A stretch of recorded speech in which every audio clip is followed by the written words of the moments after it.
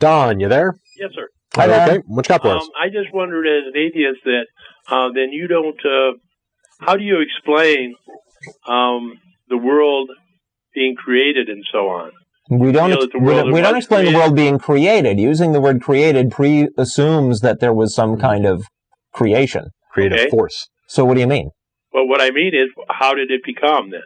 Well, scientists are working on that. Yeah. Yeah. Generally, I mean, I didn't ask scientists. I asked you. How do you? Well, is it my job? I don't know. The scientists have provided. How do you explain?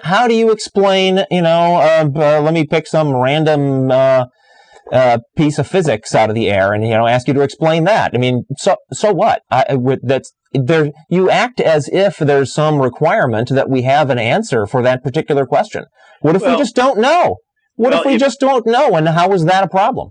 Well, I think if I had, in other words, then you don't know. I don't know. Well, not precisely. I know generally what I've learned from the scientists that have been studying that. There are explanations for where a universe can come from that don't require a guy. Well, they just don't require a guy. I'm not saying a guy. I'm saying let's call it. A god is some kind of a guy, and it's not be a human guy, but it's an entity, right? No, well, what it is God is unknowable, basically. Okay. All right. Then why did you have a problem when I said I just didn't know? No, you don't know either. I'm not saying that God does not exist. I'm saying how do you know he exists if he's unknowable? Because you say stuff. Sure. Right. You were saying stuff before. Sure. Now, where did the stuff come from? That's what we're talking about. Random quantum fluctuations. Quantum fluctuations lead to the appearance and disappearance of stuff all the time. Yeah, but where did it come from? Pardon me? That's how quantum physics operates. Well, physics is a mathematical equation. Say what? Yes. What? Quantum physics is a type of mathematics. It is not. Well, there is actual physics. It is actual mathematics is used to describe it. Yeah. Okay. But it's not actually mathematics, like existing in some abstract. There still is something. There still is something. Okay, let me take a baseball. Okay, is that a stuff? Yeah. Look, sir, we did tell you at the start of this, we're not physicists. Yeah. We recommend you go and like read some actual books on cosmology. Books. Okay. Read some actual books on cosmology written by the scientists that are studying this stuff. Who? No. Name God, you have to name a guy. If you go to the bookstore, you can find a second. You guys are on as the experts atheists. Not as cosmologists, though. Yeah. We are not experts in cosmology and the origin of the universe. That's a completely different field. If you want to limit this discussion to atheism, we will talk. Exactly. We will talk. Okay, I'll talk atheism. Okay. Atheism is a non-belief in God or a supreme being, correct? Lack of belief. The lack of belief in a God or supreme being. Yes. Okay. Okay. We don't believe in one. Okay, but I do. What's your question? Okay, so explain to me how you come to your theory of being an atheist, then. You mean how we justify not believing in a God or an entity? Yes. Because it just generally makes not a lot of sense to believe in stuff that isn't proved. Yeah, but you're talking about quantum physics and all of you that. Asked. You asked. I did. My first answer was, I don't actually know. But then you wanted to hear the science? We told you as well as we remember. Do you believe in quantum physics and these people who set this up and say this is how it began? Well, there's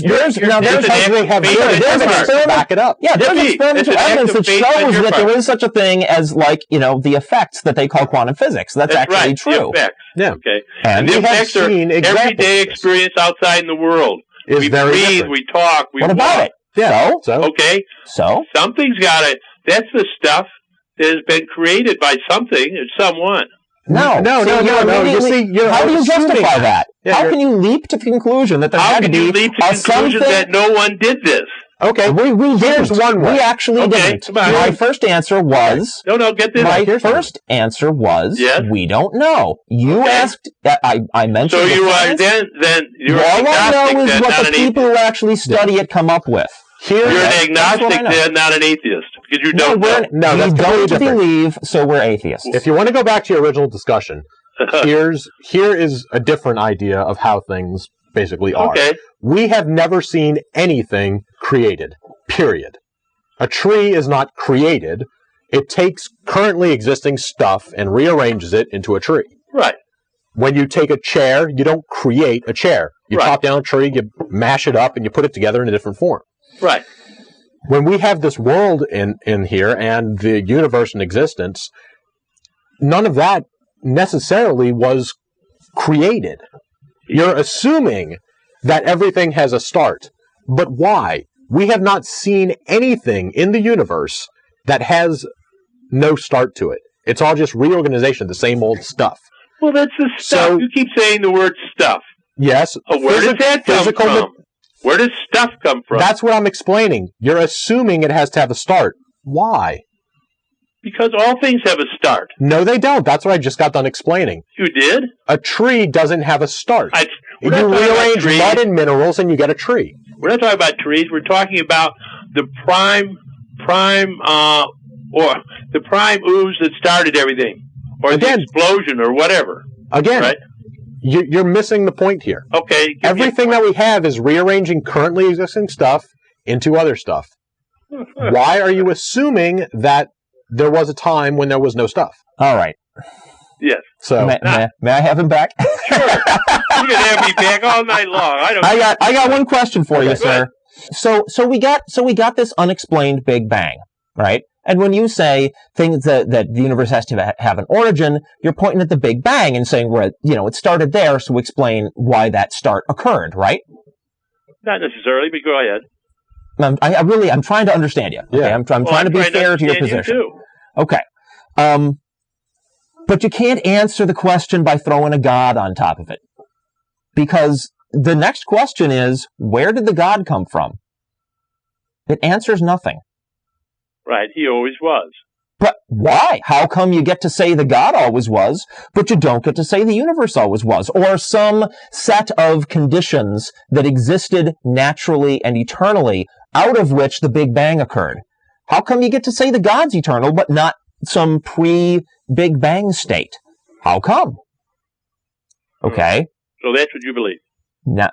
That's what the current this is a point shows. I'm trying to make. Do you accept this point? No.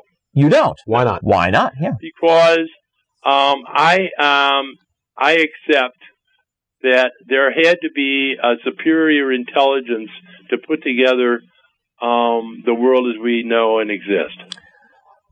Because okay, well, I mean, you're just throwing all the science out and saying, given these two things, either of which you're saying that all scientists then are atheists.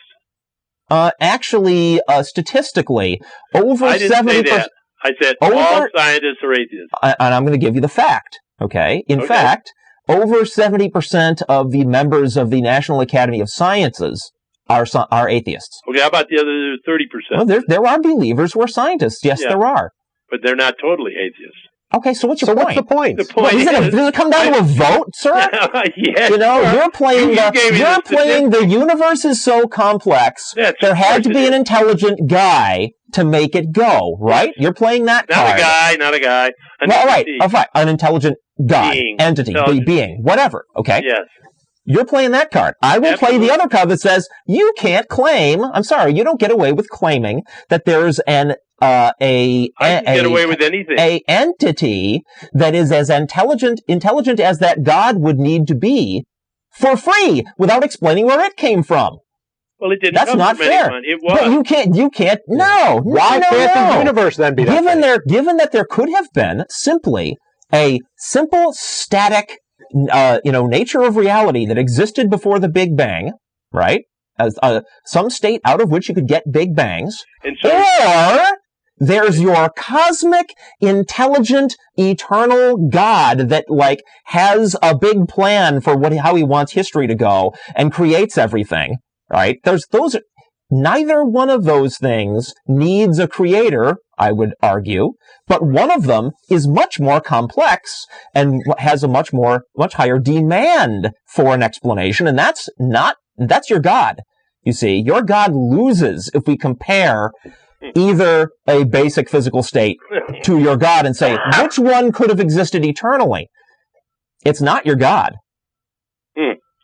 Okay. I've asked the question and you've given me your answer. Okay. And that's very good. And I appreciate your time. Thanks for your call. I don't agree at all, but that's fine. That's fine. This is what makes We are not America here great. actually to convert people to atheism. Just to explain it. We're not here to convert people to atheism. Okay. We don't care. Go ahead and believe what you want. Okay, I will. Thank you. Go ahead. You too. All right, bye. Have a pleasant evening. Thanks for calling. Hey, don't eat too much hot stuff at Chili's. It's bad for you. It's not that bad. Thanks for calling. Bye. A designer God cannot be used to explain organized complexity, because any God capable of designing anything would have to be complex enough to demand the same kind of explanation in his own right. God presents an infinite regress. This argument demonstrates that God is very, very improbable indeed.